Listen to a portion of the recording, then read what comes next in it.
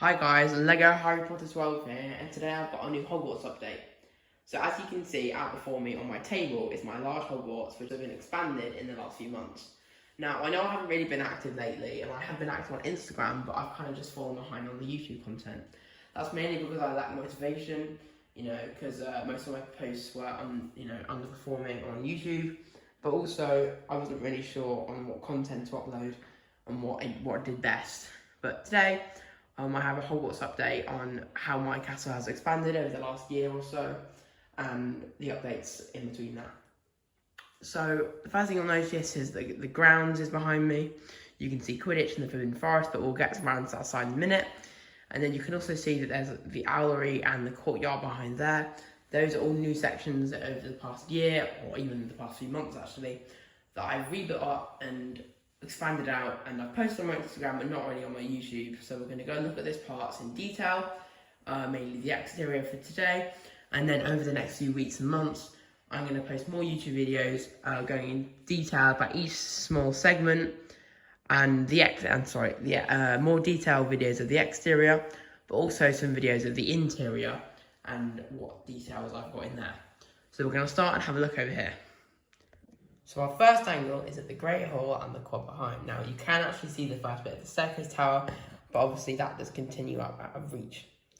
So the Great Hall here mainly hasn't really changed much in the last few months. It's mainly relatively been the same.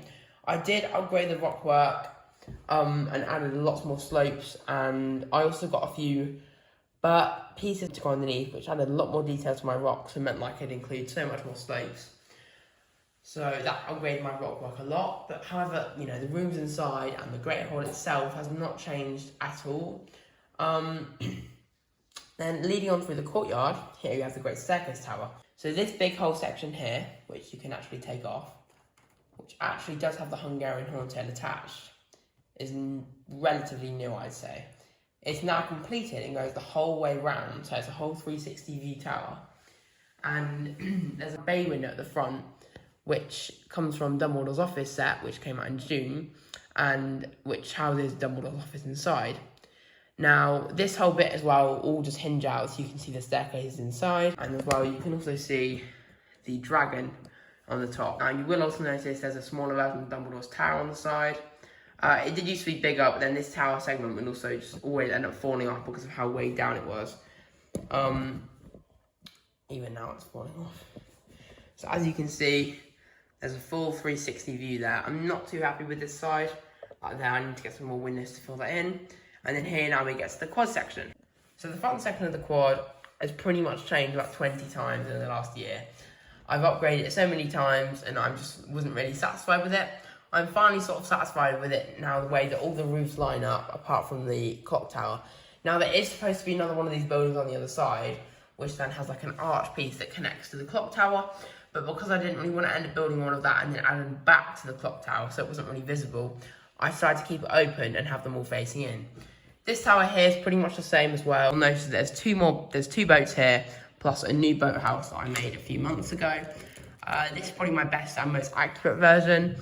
I really do like it quite a lot. There's a lot more slopes in it, and there's a lot more detail with the windows like I didn't have before, rather than just having arches. Now they are technically on the ground level, and I did tile it off, but that still works quite well, and I like how the roof slants.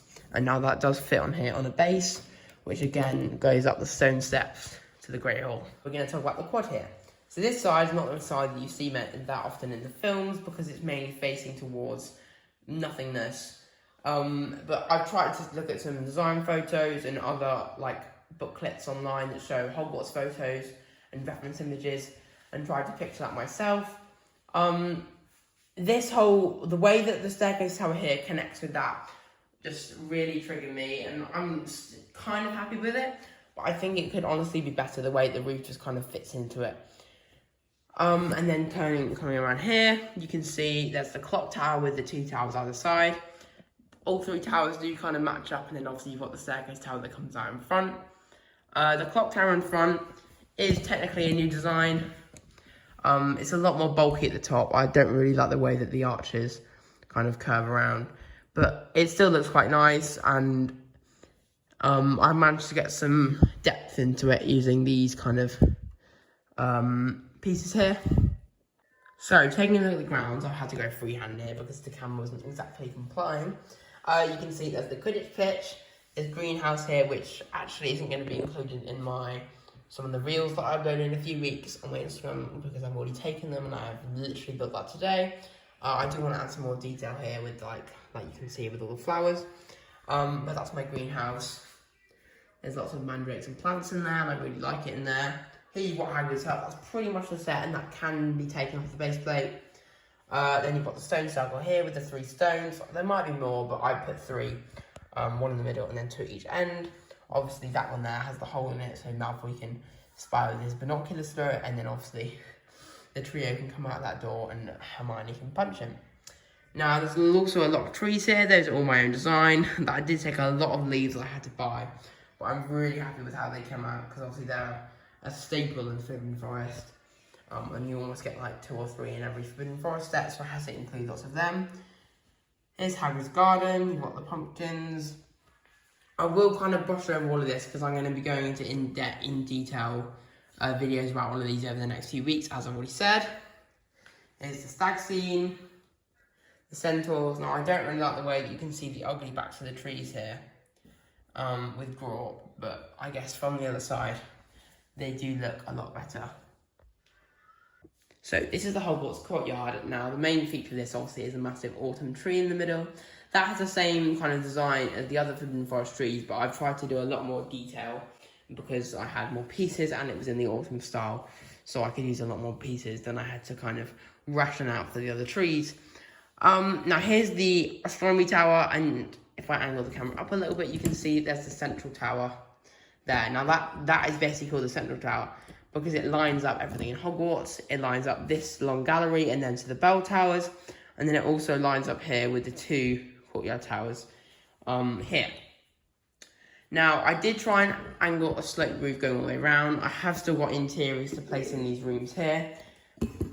And you'll see there's not really that much going on in there other than a few Hogwarts torches. So that is, again, something that I can try and, add some more detail to in the future. Now, this again is another new building over here. It's called the Owlery. Now, that is my own design. I did have to get some reference images up and various other Lego ideas, projects that had the Owlery in it, so I could give myself some help. Now, I did theme this in the winter. As you can see, there's kind of snow patches below. So as you can see, the roofs have got a lot of snow falling on it. And I really do like the way that looks. It's not too tall, but I think it's a good height, and I think it does match the reference images quite a lot. There's not really that much space inside because of how thin the tower is for actual owls and letters, but that could be something that I can include in the future. So, spinning the camera around here, you can see how the central tower does really line up everything and how much these grey roofs pop. I think if it was in sand green, it just wouldn't pop the same amount. So from this angle here, you can see that lines up the long gallery, which then lines up these 2 towers. And then they are in line with this tower here, and that's in line with that, and it all just makes a big, nice square. And the way that all the roofs slant off is really satisfying to me. And I'm so glad that I've finally been able to manage that, because that was one of the things that I was dreading doing a while back. So, as you can see, this is astronomy tower from the front. That's the central tower. It is the same face from all sides, and that is quite satisfying. And you can see here, there's like a little slant here, which lines up these 2 buildings here. I'm not sure what these buildings are called, but they're quite nice, and I've got 2 of them. I've got the same one on the other side, but you can't really see it because it's pressed up against the astronomy tower. However, when you separate these base plates, it literally separates exactly there. There's the base plate line. You'll see how much that's, how much that is identical. And then this is the viaduct entrance tower here, with the 2 spires on either side. That's pretty much stayed the same for the last year. I remember doing a video about the library and the Gryffindor common room in there. That is not in there anymore. Pretty much all the rooms are swapped around, so you'll see that in my interior videos, as I've already talked about, over the next days, weeks and months. And, there's things like the hospital ward in there now, and charms, just because I wasn't really liking the Gryffindor common room being in there. Now, that exterior has basically stayed the same for the whole year. because as I've already said, most of the updates have come from back there, and the quad as well has changed quite a lot. So that brings us back to the beginning, and ignoring this flame piece that fell out of the dragon's mouth, which actually I think looks really cool. Oh, it does spin around. And again, you can see the carriage here. So there's a few more details at the front. This seat here is relatively plain, and I'm not really too happy about that, but I wasn't really sure what else to add. In the future, I might maybe add like the Durmstrang ship in there, or maybe even the mer people scene at the front here. Maybe do it like pretending it's on the water, but it obviously isn't. So that is the entire Hogwarts display at the moment. It does take up a very large surface area. It's pretty much a 5 base plates by 5 base plate like area. So it does fit quite nicely onto a massive table. So as I've already said, there's been a lot of updates. I'm sorry for being inactive, but I will try and be active now. I don't know if I actually already said this, but I'm now on summer holidays, so I've got a lot more time to build, which then means I've got a lot more time to actually post things, which is good. So expect some more videos soon about the interiors and exteriors in greater depth. I think we're going to start with the Great Hall being segment 1, then the staircase tab being segment 2, then the quad being segment 3, the viaduct entrance and the central tab being segment 4, the bell tower being segment 5, and then the last 2 base plates down there being segment 6. That will take about 4 months to upload all the segment videos because they take a lot of time and obviously effort for the building and the reviewing and going through all the details. And then the grounds videos will be up on my on my Instagram, which is obviously legoharrypotter12, same as my YouTube. So keep your eyes peeled for those videos. Thank you guys so much for watching, and I'll see you in the next video. Bye.